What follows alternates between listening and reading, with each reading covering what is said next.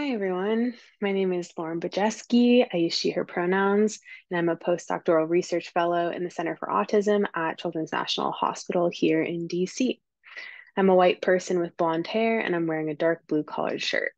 Today, I'm going to present this project called Finding Alternative Methods of Care and Coping, an in-depth exploration of mental health care experiences of autistic LGBTQIA+ young adults. This is part of the ARP Research Day at the AUCD 2023 conference. And last year, we presented our preliminary results from this study at the same conference. And so happy to be back to give an update on our results now that we've finished collecting data. Thanks for listening. I wanted to start by giving a little background on why we did this study and what brought us to this topic. So we know that autistic, queer, and trans people at every age face challenges accessing mental health care. And work that recently came out from Monique Botha and colleagues shows us that autistic community connectedness seems to impact well-being and buffer against minority stress. So one of the things we wondered about in conducting this study is whether being connected to autistic and or queer community made it easier or harder for our participants to get mental health care. Our overall goal was to learn about the path to getting mental health care for autistic LGBT people and what things help support their mental health from their own perspectives. We used a qualitative phenomenological approach using demographic survey as well as semi-structured interviews to collect data. And this study, every part of it was community partnered and conducted in collaboration with the Autistic LGBTQ+ Advisory Group, which is made up of 5 autistic LGBTQ+ adults from across the United States. We had 29 people fill out the demographic survey and sign up to take part in the study. These were young adults between 18 and 28 years old, on average 23 years old. Of those 29 people, 20 ended up participating in semi-structured interviews with us about their mental health and their healthcare experiences. These interviews were both text-based or oral, depending on the preferences of the participants. So this presentation is going to focus on the 20 young people we interviewed and the themes that came out of those interviews. So who did we interview? Our sample was quite diverse in terms of gender identity. So almost half of our participants identified as gender nonconforming, gender expansive, or gender diverse. Our sample was 75% identify as white, and the average age of autism diagnosis was almost 19 years old. So this is a quite late diagnosed group. Every participant in our sample also reported at least one co-occurring mental health or disability diagnosis, so mental health diagnoses were quite prevalent. We analyzed our data using descriptive analysis, and we also used thematic analysis to code transcripts of each interview. So let's get into results and what we found from our data analysis. So in asking participants about their experiences in the mental health care system in the US, the vast majority described a similar process or road to trying to access support. So many people describe starting here on the left of your screen, where they're experiencing mental health challenges.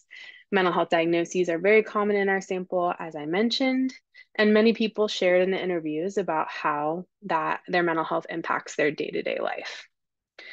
So this drives them to attempt to seek care and services from the traditional mental health care system. So these are things like therapy and psychiatry and patient care. But along the way, they're hitting roadblocks, which are represented by this red sign here, as well as things that make it easier or green flags to accessing the system. So things that made it easier to access care for our participants were friends and family connecting a person to therapy, helping them schedule appointments. And roadblocks, or things that made things harder, included the cost of therapy and insurance challenges, as well as executive functioning steps that it takes to get to an appointment, and finding a provider that felt like a good affirming fit. So some people were successful in getting support from the traditional system, but for many others, it did not totally meet their needs. So they found themselves asking, there must be another way to get support here. This drove them to stop 4 on the road, which you can see here, which are finding and creating alternative practices outside of the traditional mental health care system that help support their mental health. So these are personalized, individualized tools, for example, journaling, special interests, and some practices that take place in community, so community care and sharing resources. For some people, this also looked like substance use or addiction to cope. So this idea of alternative practices was one of the key themes that came out of our qualitative analysis. So let's look a little bit deeper at this theme, alternatives to the traditional mental health care system.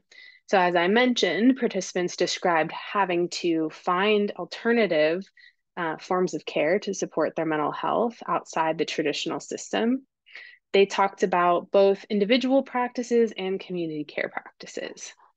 This quote from Aiden describes a community care practice. He says, "That's also why I think community is so important. Like, I'm in several Facebook groups. I have this one. It's for trans men in the state area. There's always questions of like, what gynecologist do you guys go to? Like, what therapists you guys see? Do you know of any housing that's affirming that I'm not going to feel scared about?" Pooling resources is such a big thing. I think community can play a big role in accessing that as well. So here, Aiden describes the power of community care in attempting to navigate the traditional healthcare system and find affirming providers. A few big takeaways from our results. Autistic LGBTQIA plus in adults we know face several different roadblocks to accessing mental health care. And as a result, many find and create their own ways of coping to support their own mental health.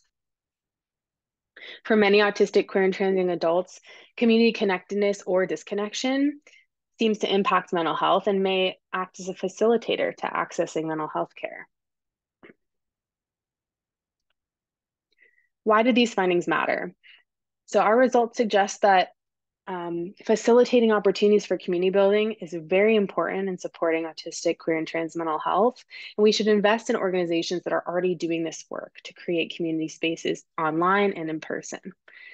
For providers, providers need training to develop fluency in caring for those with intersecting autistic and queer identities, and they should collaborate with their patients to develop an individualized care plan that centers the priorities and practices already in the person's life.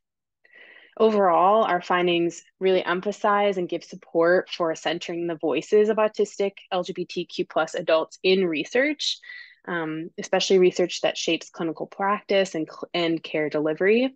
And one main way to do that is through community partnered or community-based research methods.